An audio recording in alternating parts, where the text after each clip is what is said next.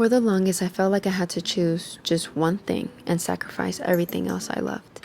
I thought I needed to get serious about my life and cut out most of my hobbies and focus on one thing. But each time I tried, I ended up back at the same question. What do I really want to do? That's where 1 Corinthians chapter 10 verse 31 comes in.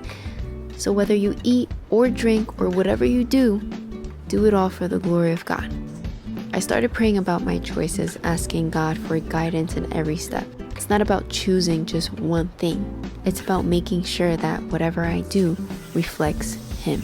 I always loved cooking and drawing food. I'm not opening a restaurant anytime soon. Maybe a cafe in the future. Who knows? There's something special about working with my hands, using the freshest ingredients and knowing exactly what's going into my food. Especially today when so much food is processed.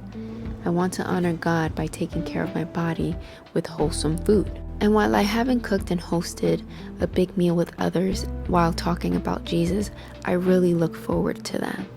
I know it's something that will bring people together just like the love of Christ does. They're both universal, and that's why I'm here today, making bagels.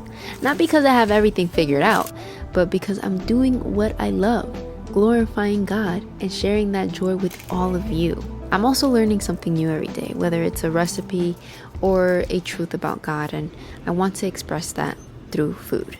Not just cooking it, but drawing it too. And that's why you can download this free bagel print today and recipe. This was inspired by Anel Moya, who suggested this dish and shared her favorite Bible verse for it. To continue this series, comment below with your favorite food and Bible verse. It could be the next dish I make and draw.